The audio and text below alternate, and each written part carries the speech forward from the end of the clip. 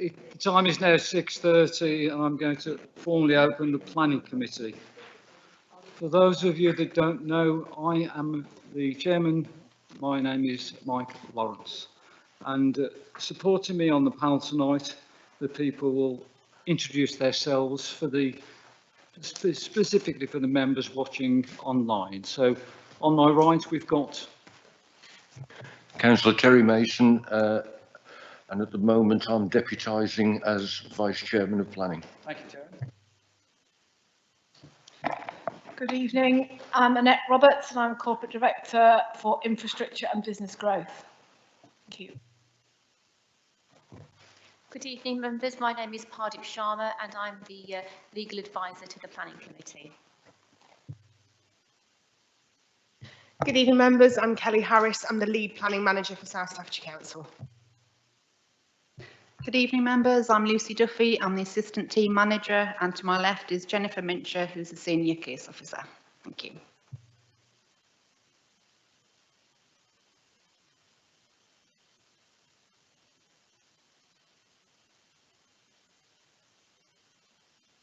Apologies.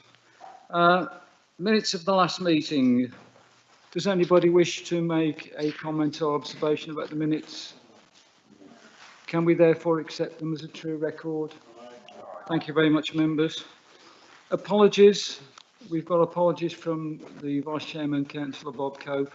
Have we any other apologies, please, Carl? From the floor? No? Okay, thank you for that. Declarations of interest. Would any member? Yes, go ahead. Thank you, Mr. Chairman. I'd like to declare a non-pecuniary interest in 21/01240 5 Dimsdale Road. Do I have to leave the room during that discussion? I don't think so. What's the nature of the interest, Councillor? Non-pecuniary, but I'm known well to the neighbour. So, yeah, the neighbour. so you just know the neighbour? The neighbour to the house in question. Okay. So I've declared an interest because I'm too close to that neighbour who was at some, I think he objected or something. Okay, so you're close to the, I'm sorry about this, so you're close to the neighbour, did you say? Oh, yes. So you're close to the applicant? Not the applicant, the neighbour next door. Oh, to the objector. No, I would actually, in no circumstances, my view is that it is tenuous and that you can actually stay. Sorry, I missed it. Yeah, you can stay. Oh, thank you. Yeah, you can stay and vote. Yeah. Thank you. Thank you. Any other declaration, please, members? Okay, thank you. Moving on to agenda item number 4, which is the determination of planning applications. And the first application is 21/00869/FUL, and it's Spring Hill Farm, 70 Spring Hill Lane. And Lucy, if you can, and there is something on the late list that you can deal with as well, Lucy. If you can just describe the application for us. Thank you. The application site contains a two-storey detached dwelling set adjacent to the highway on Spring Hill Lane in Lower Penn. The application proposes the demolition of the existing house and the erection of a replacement 5-bed dwelling set back within the site. Amended plans have been submitted throughout the course of the application to both reduce the size of the proposal to reflect the fallback position and to improve the design of the dwelling. The replacement dwelling would be of a contemporary design, but now retains a hipped roof like the existing.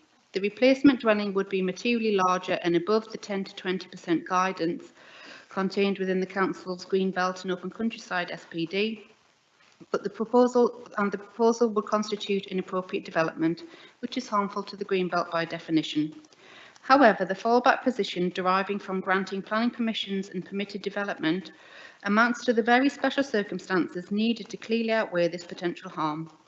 The contemporary design within the rural area is considered acceptable in this instance, given the contemporary dwelling sited within close proximity and the existing hedgerow on the highway is to be retained during construction and the lifetime of the development, which is detailed further on the update list. No concerns have been raised by consultees, and it is therefore considered that permission should be granted, subject to a number of conditions. And on the update list, we've got that it was noted on the block plan that the application does not define the extent of the garden area to be associated with the new dwelling. So we've amended the location plan and require a condition that this is adhered to. And the condition 5 is also updated to read: the hedgerow following the completion of construction works shall therefore be retained for the life of the development. And 13 is: the area marked in red on the plan appended to this decision should not be utilised as garden land. No structures or buildings should be stationed on the land. And the reason is to safeguard the area and protect the openness of the green belt. Thank you. Thank you very much, Lucy. We've got 2 speakers on this agenda item. Speaking for the application is Jake Sedgemore, the agent. Mr. Sedgemore, you've got 3 minutes. He was joining us. He was joining us online, and he's not actually made it online. And I believe that Annette may have his comments over there to read out on his behalf. Oh, thank you, Annette. Thank you. I do, excuse me, sorry. I do, Chairman, come on. So, thank you, Chairman. So, members, these are the words of Jake Sedgemore on application 2100869 FUL. Excuse me. We are pleased that this long-standing application has been recommended for approval by the Planning Department. The planning report provided is comprehensive and covers all of the key planning factors, most notably the greenbelt considerations. The principle of one replacement dwelling in place of another is considered acceptable in policy and seems to be sensible and considered acceptable in policy and seems to be sensible and considered a considered approach to a long vacant site. The key is then to consider its size and design in comparison to the building which is proposed to replace. The owner has explored various options with regard to the current property and remaining existing buildings on site. Various applications have been forwarded and approved. These include sizable extensions which would collectively combine to produce a larger and higher property with a greater cumulative volume than which is proposed.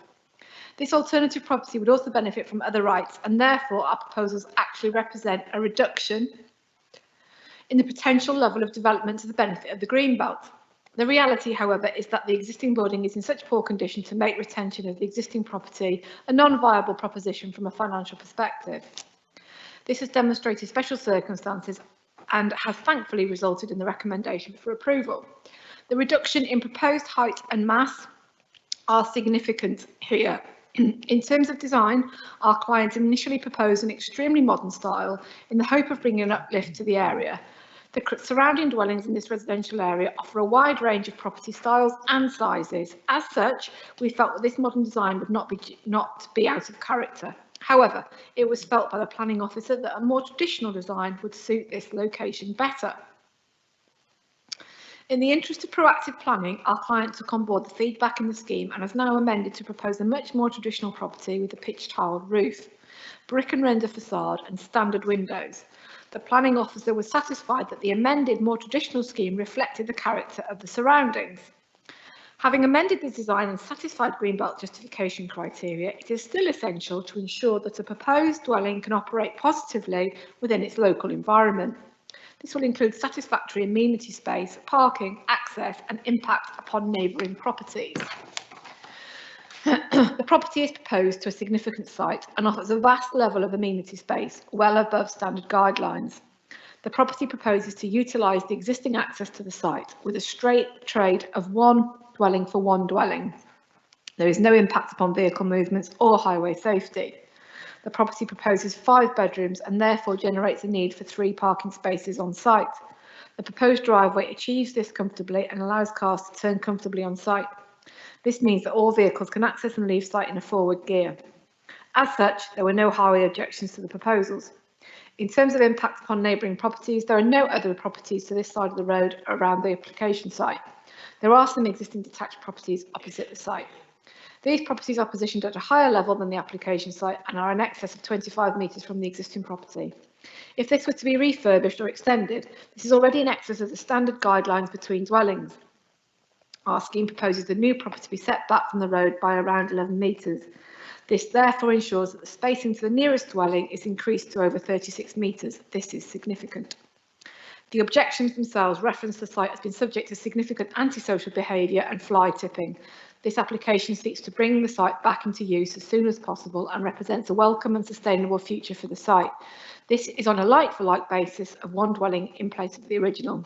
We therefore politely request that this application be approved. And members, for the avoidance of doubt, those were the words of Jake Sedgemore speaking in favour of the proposal. Thank you very much. I understand you're on again. Barrington Walters, is the objection letter is to be read out. Thank you. Thank you, Chairman. Yes, members, these are the words of Mr. Barrington Walters as an objection to 2100-869 FUL. I have reviewed the proposed plans, and as a result, I most strongly request this application is refused on the following grounds. My property is directly opposite Springfield Farm, and with the proposed planning request, my property excuse me, would be completely overlooked with such large windows installed in Springfield Farm. The occupants will be able to see directly into my property, which is extremely intrusive and alarming. The design of the proposed build is not in keeping with the traditional houses in this neighbourhood, appearing garish and futuristic, resembling a building from a sci-fi movie. Spring Hill Lane is a very rural area with well-established trees and wildlife such as badgers, foxes, bats and partridges living within the hedgerows of Spring Hill Farm, which will cause a disturbance to their habitat and so will force them to move from the safety of this location. I have personally witnessed seeing all these animals from my front room window during the early hours of the morning, passing through the hedgerows on Springfield Farm. Springfield Farm is located next to a children's nursery, which is a hive of activity during school weeks, with pedestrians and vehicles swarming to and from the nursery. This location is extremely busy and has caused a considerable increase in traffic density, which I have witnessed.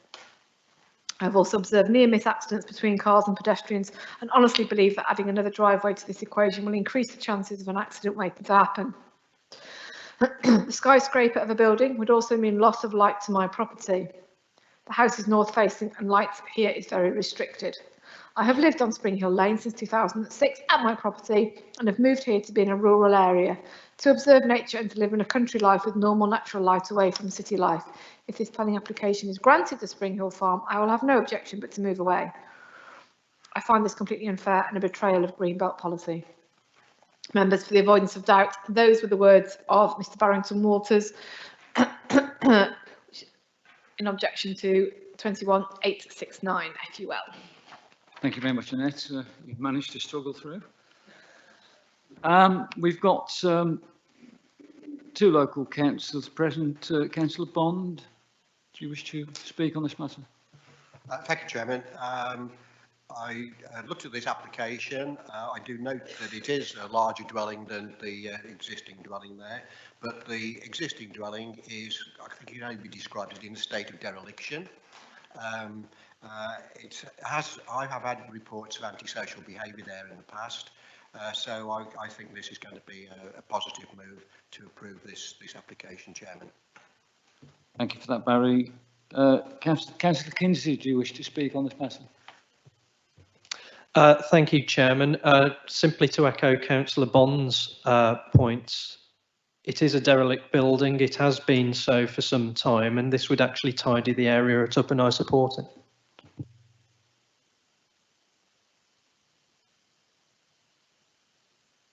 Apologies, Rob. How dare you, sir? Yeah, I'm sorry about that. Thank you, Mr. Chairman. I speak on support of this application. I think that we've come to a stage now where we've got in front of us an application that is acceptable. In the past, we've had certain applications put forward that have not been suitable whatsoever. And at this stage we are at now, we've had something that is acceptable. I'd just like to ask later on Mrs. Duffy to elaborate a bit on overlooking. It's an issue that I didn't realise existed. So perhaps you may comment on that when I've finished.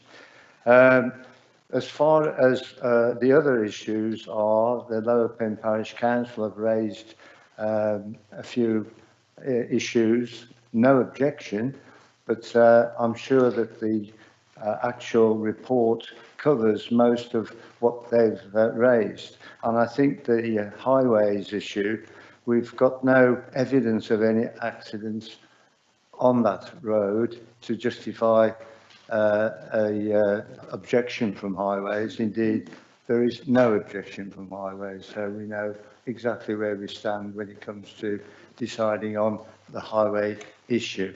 I'm very pleased to see that there's been a late addition to regarding the hedgerow.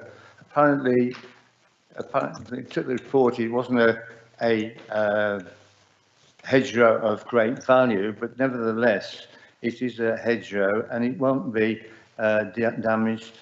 It'll be there. I think it needs a bit of loving care, to tell you the truth. It needs some work on it, and it will improve.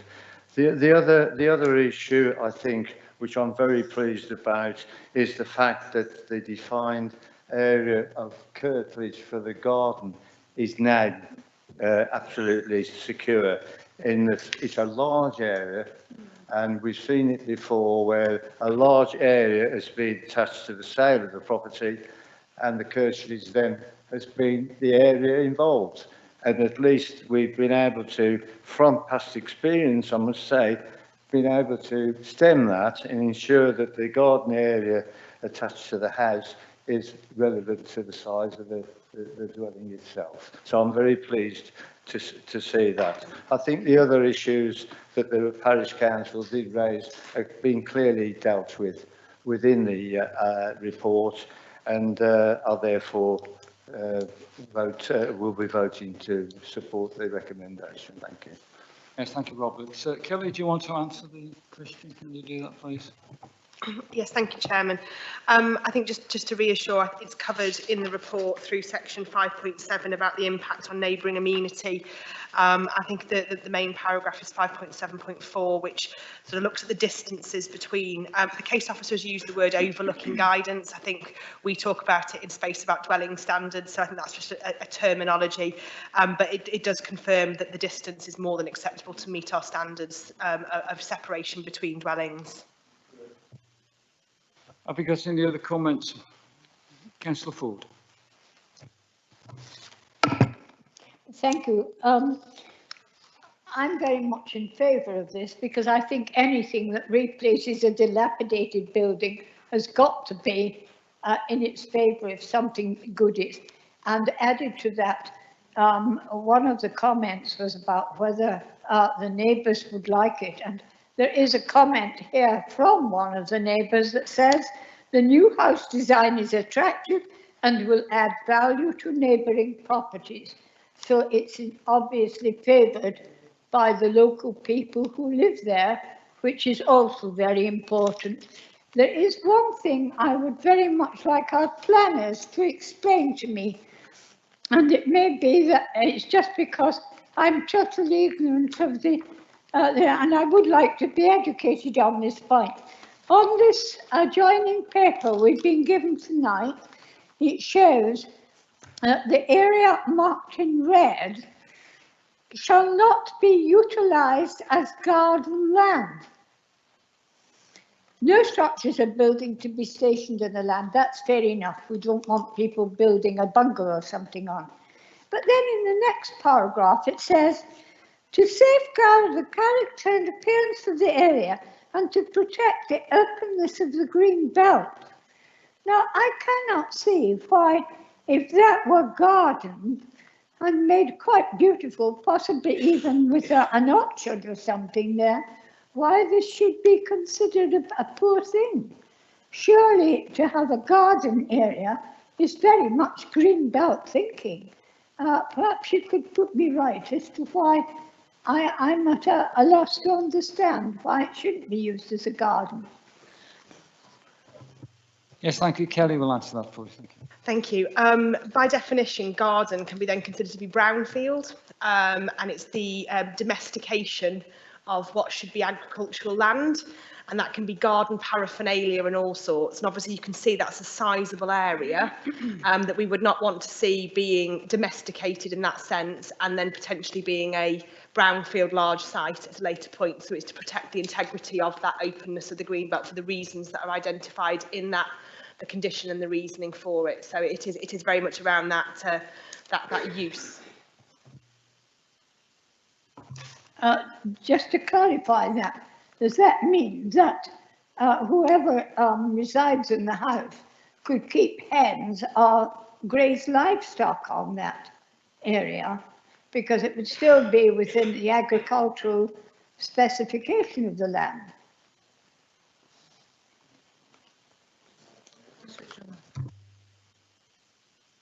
Yes, absolutely. Keeping a small holding of animals is in keeping with agricultural use. That would be absolutely acceptable. What we don't want to see is that sort of, I said, the domestic paraphernalia going into a larger area of land. And on the possibility of an orchard, would that be possible? Yes, again, that use is consistent with agricultural uses. Thank you, councillor. You want to come back? Thank you, Mr. Chairman. Yes, I just wanted to add a little bit about the ecology report and the fact that mitigation is being put in place. Regarding the bats, I did notice in the photograph that was in the report how clean that roof was in the report. I thought they'd been got the hoover out, I should think, to make sure that there were no signs of anything. But apart from that, we have got conditions in there. But I would also like to make sure that it covers the swallows, which are always noticeable around farm buildings. And I don't want them to arrive very shortly, we hope, having travelled 2,000 miles to find there was no room at the inn. So would you please ensure that the safeguard of swallows when they arrive are looked after, as is in the report? I don't think there can be any work actually carried out, is that correct?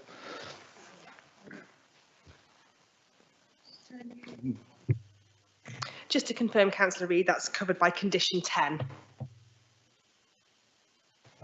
Is there any? Yes. Just to say that up until almost 2 years ago, my sister-in-law lived opposite, and the amount of ASB and various other things that were going on, it was a cause of great distress to her. So I would imagine that if it is demolished and we have something else built there, it will enhance the area. I mean, she hasn't lived there for 18 months, 2 years, but it was a cause of great distress with what was happening there. Yes, thank you, Rita. Any other member wish to speak? No. Well, the recommendations are to approve with conditions, and we've got extensive conditions on pages 21 and 22 for you to note. And in addition, we've got these new conditions that have been required on the late list. That's the condition number 5, dated the edge row following the completion of construction works shall thereafter be retained for the life of the development. And the second one, 13, the area marked in red on the plan appended to this decision shall not be utilised as garden land. No structures or buildings shall be stationed on that land. Are we all in favour, members?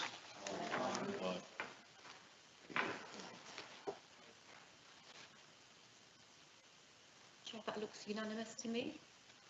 Thank you, members. The application is approved.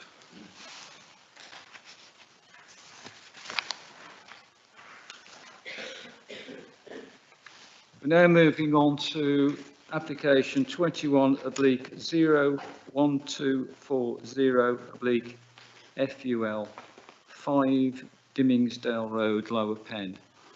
And Lucy, if you can just summarise the application for us.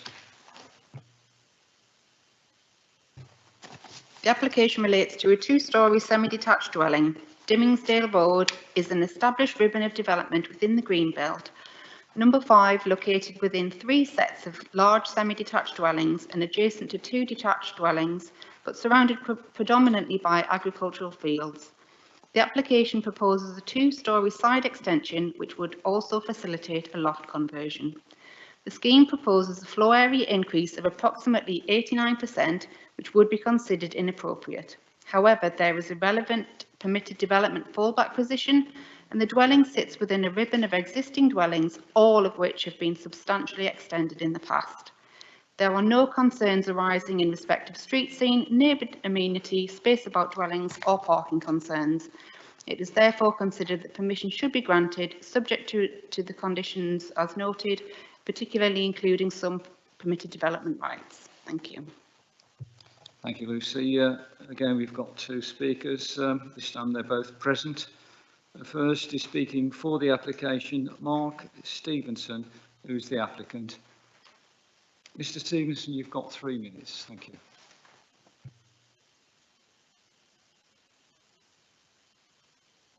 Thank you. Yeah, I'll be quick. Not much of a public speaker, I'm afraid. I provided images and supplementary evidence prior to this meeting demonstrating that the proposed extension is keeping within the same character as the existing dwellings on Dimmingsdale Road, and the scale and design is complementary with the existing ribbon of development. With regards to specific issues brought up, while I realise that the proposed footprint is larger than is usually permissible, it is within the same design scope and size as numbers 1, 2 and 3 and smaller than number 4. While it is larger than number 6, that property is still extended and it's not as large as it allows vehicle access to the rear of the property where there is a detached garage. I don't believe that the extension takes over the existing property and furthermore merely follows in the same fashion as the existing properties on the street. With regards to the roof, to set the roof back for subservience would ruin the clean lines of the roof. The porch area above the front door is the prominent aspect of the building. If I was to step back the original building roof line, it would be in conflict within keeping character with the symmetry of the buildings along the street, being the only one which would have a roof of that type. With regards to the larger window at the front of the property, most of the existing properties do have this larger window on the extended portion, and on the point of it being lopsided as an overall extension, number 3 and number 4 are of different sizes and design. With regards to the size of the property, I noted that on Penstone Lane, within the last 5 years, there are 4 properties that have exceeded the 40% rule, and specifically on Dimmingsdale, the last property that was extended was number 3, which is of the similar scope and scale to the one I proposed, and that was granted on 2016. That's it, thank you.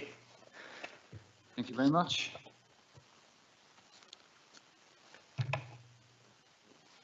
Councillor Kinsey, you've got you've got as much time as you want. Thank you. Thank you, Chairman. I promise not to take. I've just been told you've got 5 minutes. I was trying to be too generous. I won't take advantage of that either, Chairman. You'll be pleased to know. Good evening, members. Thank you for your time this evening. I am here before you this evening. I do think I'm probably on a bit of a hiding to nothing on this one, but I'm here nonetheless.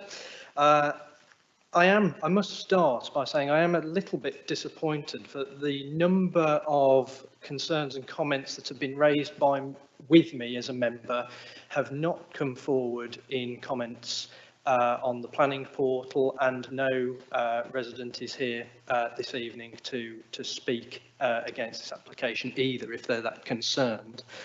So I think that probably gives us a sense of direction. Having had a look at these plans, I do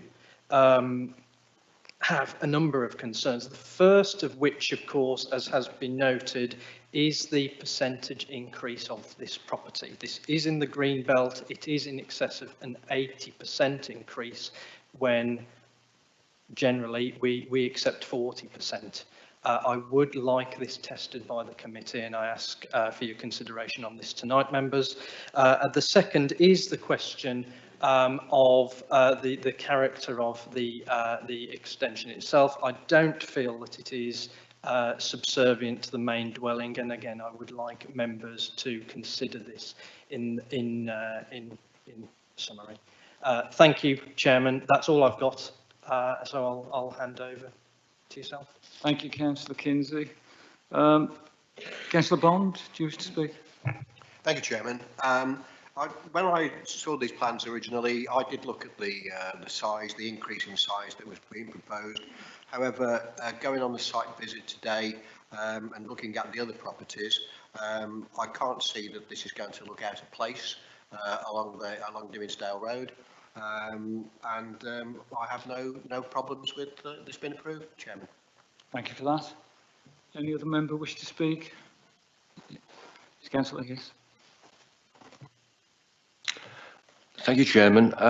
Well, I also went on a site visit, and I have to say the application property looked really, really odd, because it was the only one in the whole line that had not been extended. And in fact, that made it actually stand out for all the wrong reasons. The simple answer is the extension that's proposed looks very similar to the one there that you're looking at on the screen now, which is number 3. And in fact, the only reason there isn't a larger space between the two buildings, sorry, can you go back to that one again, number 3? The picture we were just looking at. The only reason there isn't more space between the two buildings is if you look to the left of the building there, there's a passageway through to the back. If you look to the right of the one next to it, there's a passageway through to the back. In fact, the picture you're looking at, the white building on the right-hand side, has extended right up to the boundary.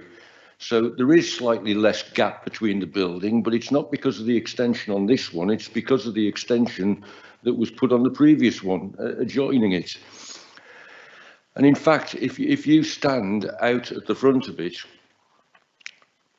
actually increasing the scale of the application property the way it is actually creates quite a beautiful symmetry across the whole of the frontage. And quite frankly, I can't see why on earth anybody, and certainly anybody who actually visited the site, would object to it. Thank you, Chairman. Thank you. Yes, Councillor Sadler. Thank you, Mr. Chairman.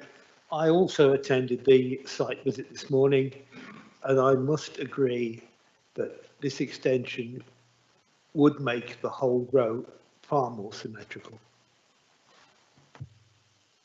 Yes, thank you. And as the other member that attended, I agree with both of your comments, gentlemen. So, have we got any other members wishing to talk on this agenda item? Well, in that case, the recommendation before you is to approve subject to conditions.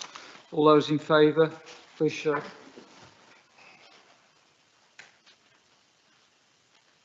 Chair, I would say that is. You can't. Can No, I can't actually. I haven't got a hand.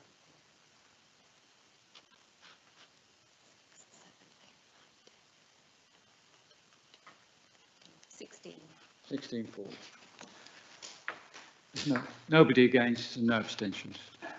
No. Councillor Reid excused himself. Yes. Oh, yes, yes. Thank you for reminding me. I should have remembered. Thank you.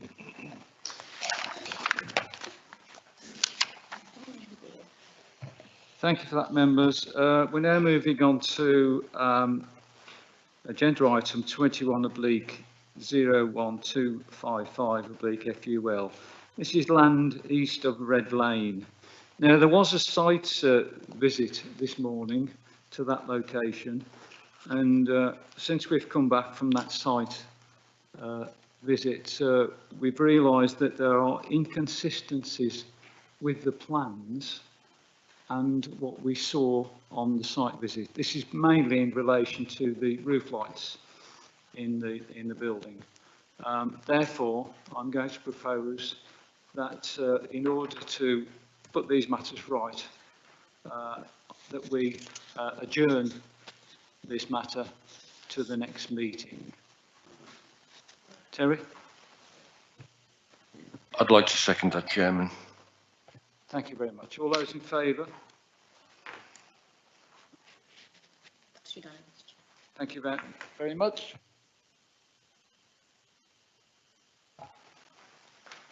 We're now moving on to 22/000029 COU, Russell House, Bakers Way, Codsall.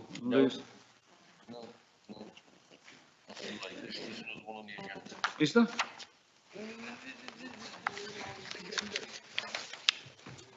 Oh, sorry, yes.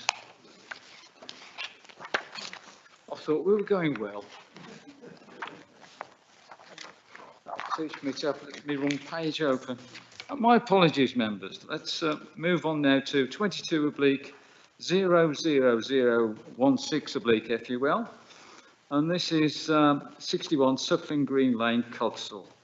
Lucy, can you just give a summary, please? The application relates to a Tudor revival bungalow on the southern side of Suckling Green Lane within the Codsall development boundary. The application proposes to demolish the existing conservatory at the rear of the dwelling to be replaced by a rear two-storey extension that connects to the existing detached garage. No objections have been received. There are no concerns arising in respect of street scene, neighbour amenity, space of outdwellings or parking concerns. It is therefore considered that permission should be granted for the two-storey rear extension at number 61 Suckling Green Lane. And in case members were wondering, it is a member of staff that's the applicant. That's why it's here. Thank you. Thank you for that. We haven't got any local members present and no speakers. Does any member wish to speak on this application, please? Thank you. Lucy did say that the only reason it's before us today, the applicant is employed by this local authority. I can't see anything wrong with it, and we'll put it to the vote and see what you think. Terry, can you second that proposal, please? The recommendation. In that case, I recommend that the application be approved, Chairman. Thank you. All those in favour?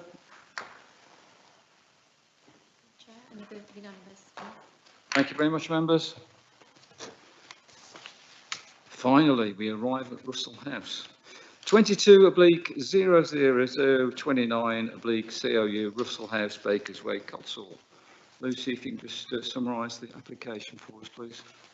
The site comprises of a two-storey double-fronted Victorian property known as Russell's House, which fronts Bakers Way on the corner with Church Road within Codsall Village, and has been used as a doctor's surgery since the 1970s. The surgery is relocating to the community hub and is soon to be vacant. This full application seeks permission for the change of use of the building from its current use as a doctor's surgery to a hair and beauty salon at ground floor, to include an ancillary retail element and office use at first floor, typical of other uses within close proximity of the site. No consultees have submitted objections, most notably the County Highways team, who note that the site is within a sustainable village location with a number of public car parks available should on-site parking be unavailable, along with good public transport links.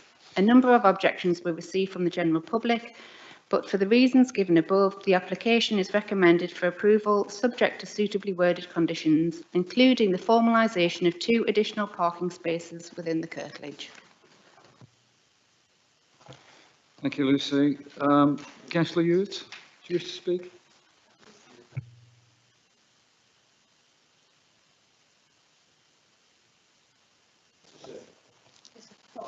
Is there a... Oh, I'm here again. I do apologise. I'm getting these 2 documents mixed up well tonight. Yes, I'm sorry, apologise for that. We've got the agent that is he available on Teams? Yes, no. Thank you, Chair. I'm here. Can you hear me now? Oh, he's here. Well, go ahead, Mr. Sedgemore. You've got... Thank you. Thank you. We are pleased that this application has been recommended for approval by the Planning Department. We feel that the relocation of the doctor's surgery to the new community hub can be considered a real positive for the whole of Codsall. The purchase of the building also assisted this smooth transition, and we did not wait for approval first. This was just to assist the doctors and their patients. The main source of objection was in the form of a petition prepared by the owner of an existing nearby hair salon. However, local competition is not a reasonable objection to a planning application.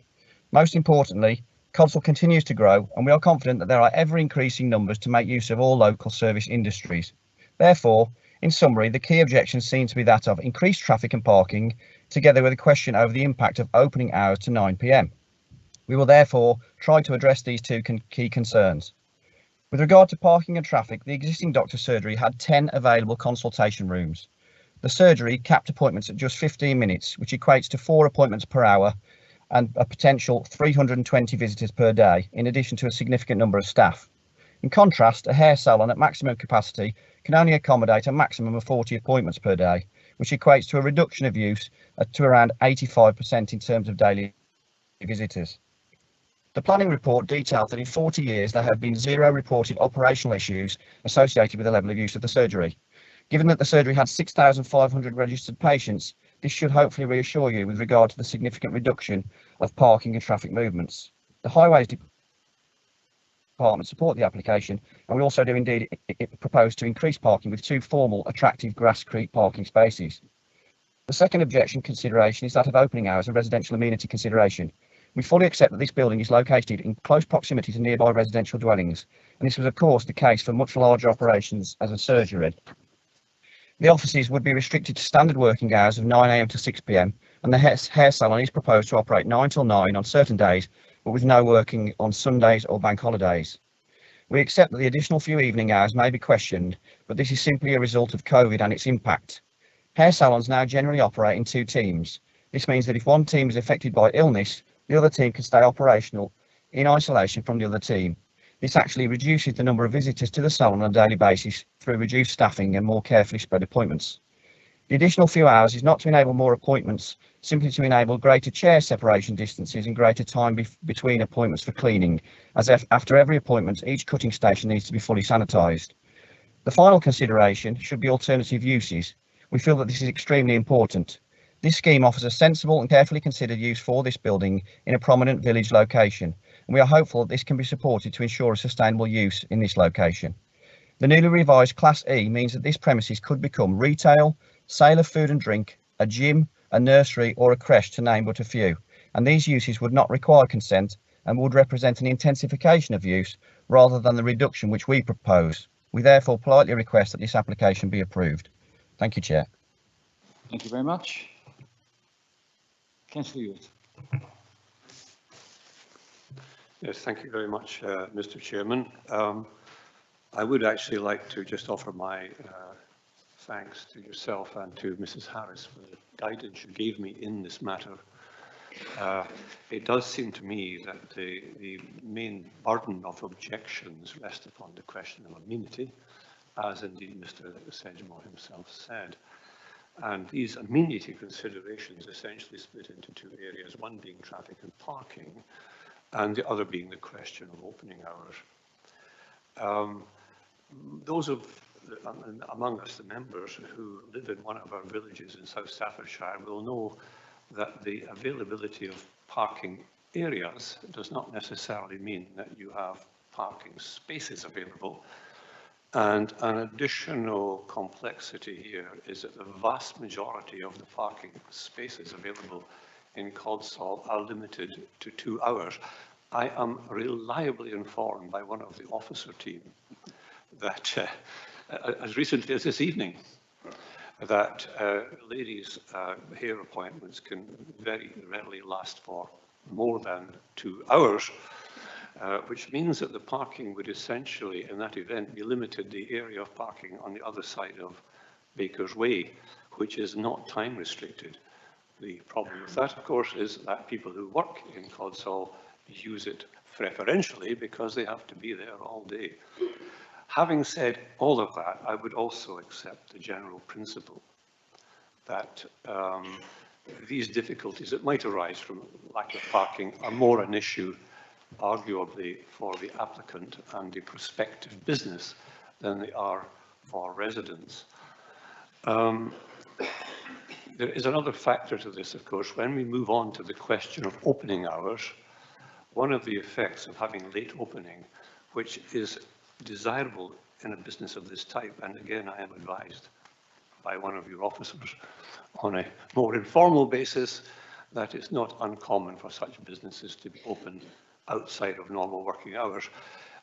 I'm inclined to think that possibly the kind of customer who can engage in a protracted hair appointment, hair treatment, will possibly be engaged also in full-time employment, which means that the availability of the resource at a beauty salon, whatever, becomes a very useful thing. Therefore, in terms of the amenity question, it simply comes down to a matter of whether or not these late night openings in that location, whilst they benefit the customers and the applicant or the proposed business, the question tends to come down to whether or not that benefit is offset by the loss of amenity for local residents. The thing is this, Mr. Chairman, I would very much like to have these issues explored by the committee so that we can all go away satisfied that we are making the correct decision at the end of the day. And if that's agreeable, I hand back to you to manage that. Thank you very much. Thank you very much, Councillor Hewitt. Okay, the challenge is there, members, from Councillor Hewitt. Does anybody wish to speak? Councillor Pennyall. Thank you, Mr. Chairman. Having driven someone frequently to Russell's House for appointments, and the existence of the doctors being there, and having found the car park very full and numerous patients queued outside as well as inside the building, I heartily would recommend that the hairdressers will have a great deal less custom going through than the existing custom for that building. The car park opposite does tend to take the bulk of the doctor's appointments, and although this building is situated on a corner, as has been expressed in the application, there is room for additional parking, which should be explored to extra spaces, and I certainly regard the use of offices upstairs or a similar use as being acceptable in this location. People are used to this building being extremely busy all day long. I have taken someone there at 7:30 in the morning, and I have still seen people going in through the door at 6:30 on occasions. And certainly, I do think this is a very acceptable use and would recommend this plan. Thank you. Thank you, Councillor. Does anybody else wish to speak? Councillor Reid, please. Thank you, Mr. Chairman. I'm just wondering what policy we're going to do anything else but approve the recommendation.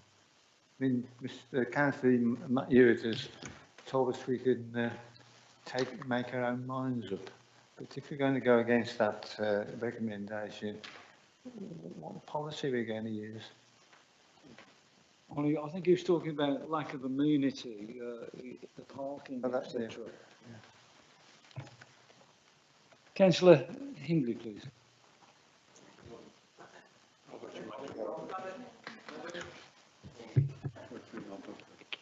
Thank you, Mr. Chairman. I would approve this, definitely, because it is another business which we need all the businesses we can get now. And I agree with totally with Councillor Allen and Councillor Reid that we go ahead and approve it. So I'll approve it if you want a name to approve it, okay? Okay, you've done it. Who's going to second that? Thank you very much, Janice. All those in favour, please show.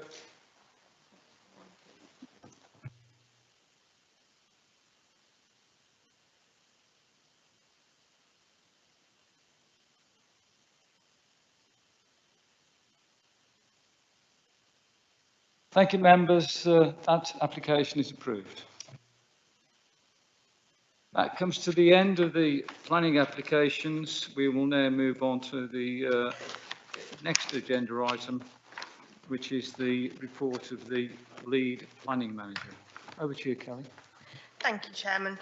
As usual, my monthly report covers a number of items, including training, changes in national policy, appeal decisions that have come in the last month, and then an update on performance for both planning enforcement and development management. Turning first to future training, we had a session for members before committee this evening, taking us through the process of the Section 106 agreements. And we have got further suggestions coming forward, and we're looking at doing a session, as I said, last month on arboriculture and tree applications and trees in conservation areas, so we'll be looking at bringing that forward, as well as looking at permitted development rights and fallback, as an area that members have asked for further clarity. We're looking to find a suitable trainer on that at the moment, and we'll update on the different dates before planning committee in due course. As always, if there's anything else beyond those that I've mentioned, we are also looking at doing one on just the planning process of Westlands interchange applications as well, just to explain the different sorts we're going to get. So that's in the pipeline as well. But again, if members have any area they think they would like to have further information on, then please do let me know. Since the last report, there hasn't been any further changes in national policy. So then turning to appeal decisions, there have been 3 appeal decisions since the last report, all of which are appended to this report.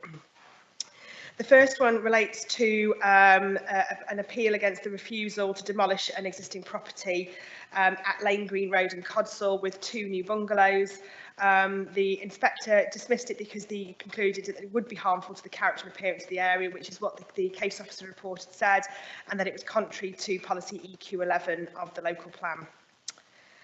The second one is slightly more complex, which is the explanation that's in my report there, and if you haven't had the opportunity to read it, I would recommend that you do, because it relates to permitted development rights.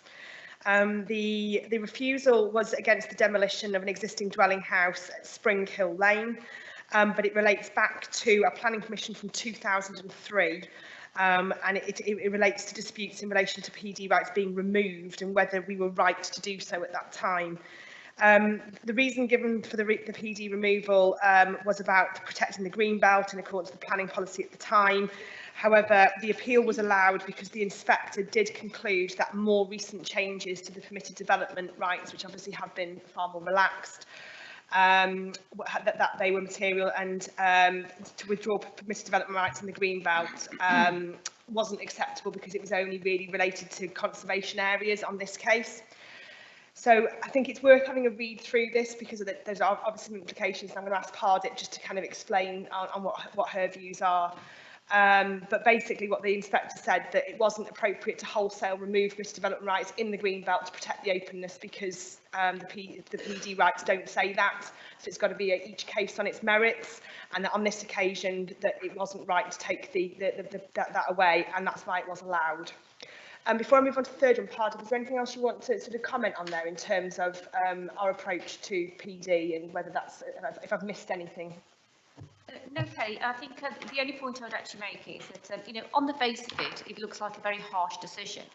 The manner in which the inspector has written that decision is that we local authorities have to be very careful about removing the PD rights, in the green belt. And it does seem a little bit unfair, because when you've got a scenario where you've got a demolition of a building and a rebuild, and it is materially larger, you members obviously and understandably feel concerned that PD rights should be removed as a matter of course. However, we now have to be mindful of this particular decision, because what the inspector is really saying here is that as far as government policy is concerned, government policy does not actually stipulate that green belt PD rights should be removed as a matter of course. There isn't anything in government advice, there isn't anything in our local plan.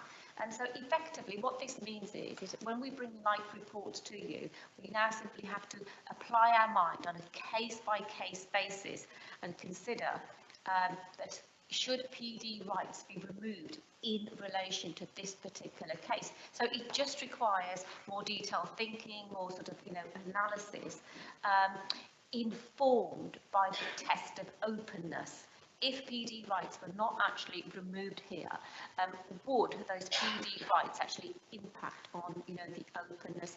And I think that what Kelly has actually said in terms of the training, you know, what do PD rights mean, you know, in the green belt will hopefully add to the understanding of the explanation that I'm trying to actually give today. That's the only point I actually wanted to make, unless, of course, you know, members have got any questions. Thanks, Pardon. I think that's exactly it. Is that it's not a wholesale approach to automatically removing, but we need to take each case in its merits and consider particularly, you know, the openness factor. So just worth drawing extra attention to that appeal decision and have a look over it. But as I say, we'll cover it in training as well. So then turning to the third. Thank you. Oh, sorry. It's very apt, really, that this is being discussed, because we just approved an application this evening where we removed those PD rights. So I just wonder how we stand with that, please. Chair, I did actually look at that decision, and we did actually come to the conclusion that it was justified there, because given the nature of the development and the size of the development, PD rights needed to be removed because additional dwellings on that land within that curtilage would impact on the openness. So we've already started applying, you know, the test. Thank you, Pardon. I think in response to that, I think if you look back through some of our previous decisions, we would probably do it as a matter of course previously. What we're saying now is we need to check each one rather than automatically saying, and let's remove PD rights because it's in the green belt. That's the sort of headline from this one, is that we just need to be a bit more cautious than we may have wanted to have done before. I think it's what we're going to try and do, though, is when we can, is update the Greenbelt Supplementary Planning Document, the SPD, which does look at this in part, but we'll need to factor that into the work programme to make sure that reflects that what the council's position is. But what I would say is it doesn't mean that we should be afraid of removing PD, because at the one tonight, it's absolutely appropriate that we did that. It's just taking that sort of more each case on its merits approach. Sorry, can I just add, in 2003, when that replacement dwelling would have been approved, it was a blanket approach, and we used to remove PD for all kinds of things like painting and satellite dishes and the like, you know, which we just don't do now. Okay. Oh, sorry, I forgot I had more to do. So then that turns to the third appeal that's on the agenda this evening. This relates to the refusal for a first floor extension at Sitch Lane in Womben. The appeal was allowed because the inspector concluded that the proposal was in keeping with the character and appearance of the area. I think this is one that has created a lot of discussion amongst the team. It related to a resubmission, or as we would call it, a free go, of an application that had already been approved. The one that had been approved was a good scheme that resulted in what was the one before the inspector on this case had been negotiated down to something smaller that we thought was more in keeping with the street scene and the impact on neighbouring areas. That was a long discussion that took place between the authority and the applicant to get to a position that we thought was more acceptable than the original submission. We approved it, and then, as sometimes happens, is the applicant then used that free go to reapply for the existing one that they'd already tried, and we refused it because that's why we said the renegotiated one was better, and the inspector has allowed the original application, which, you know, it's a judgment factor, and inspector's entitled to do the planning balance, but for what it's worth, members, I think it's a disappointing decision, because the original, what we negotiated, was a much better scheme, but that's what's before us, and it's one of those ones, again, worth a read to see how the inspector came to their judgment of what was acceptable. Turning then finally to the statistics for both planning enforcement and development management, and there hasn't been an update since the last report, because we do them on a quarterly basis and the government do them ad hoc, as you can see from the dates. But I'm pleased to say that planning enforcement is above 80% target at 83.53. And the target being 80%, and then in terms of development management, again over the requirement targets for speed, at which is 60% for majors and 70% for others, and majors are at 95.9 and others are at 84.7. And then in terms of quality, we want to be below 10% for all applications, and for majors is at 3.7, and for others it's at 1%. And that concludes my report. Thank you, Chairman. Lucy, sorry, Kelly. Thank you very much. Thank you. Members, we've reached the end of the meeting. Thank you all very much for your contributions, and wish you all good night and farewell. Thank you.